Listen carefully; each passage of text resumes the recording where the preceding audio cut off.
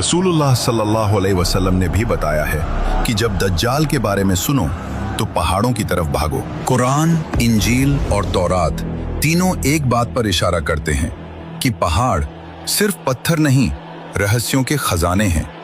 कुरान कहता है, अल्लाह ने पहाड़ों को जमीन में गाड़ दिया ताकि धरती हिल न जाए। तौरात में जब मूसा अलैहिस्सलाम को अल्लाह से बात करनी थी तो वो माउंट साइनाई पर गए। इंजील में ईसा अलैहिस्सलाम अक्सर पहाड़ों पर जाकर दुआ करते थे और इस्लाम में prophet Muhammad peace be upon him पर पहली वही गारे हिरा पहाड़ में उतरी। अब एक पल रुककर सोचो, क्यों हर बड़ी मुलाकात, हर रहस्य, हर डिवाइन कनेक्शन पहाड़ों से जुड़ा हुआ है?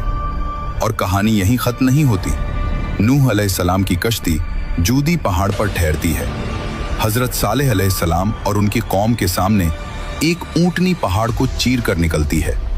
असहाबे कहफ 309 साल तक पहाड़ के अंदर सोते रहते हैं और आखिर जमाने में जब दज्जाल का खात्मा होगा तो ईसा अलैहिस्सलाम ईमान वालों को लेकर कोहे तूर की तरफ चले जाएंगे और फिर याजूज और माजूज पहाड़ों के पीछे से निकलेंगे। रसूलुल्लाह सल्लल्लाहु अलैहि वसल्लम ने भी बताया है कि जब दज्जाल के बारे में सुनो तो पहाड़ों की तरफ भागो। अल्लाह ने कुरान में कई जगह अलग अलग तरह से पहाड़ों के बारे में बताया है और हमने अभी तक पहाड़ों के बारे में गंभीर होकर सोचा क्यों नहीं? अल्लाह ने कुरान में कई जगह अलग अलग तरीकों से पहाड़ों का जिक्र किया है।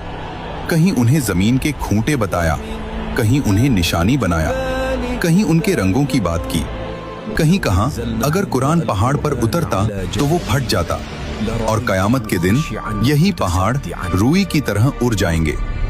अब साइंस की तरफ आओ।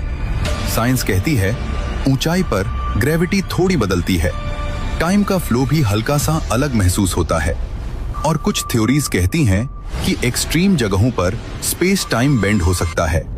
फिजिक्स में इसे कहते हैं वर्म होल, एक ऐसा रास्ता जो दो अलग जगहों या शायद दो अलग दुनियाओं को जोड़ता है।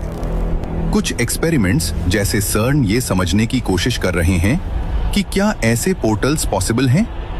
तो सोचो, जहां नबी गए, जहां वही उतरी, जहां से अजूबे निकले, जहां से आखिरी फितने निकलेंगे, क्या वो जगह सिर्फ एक पहाड़ है या फिर वो एक हिडन गेटवे है दो दुनियाओं के बीच?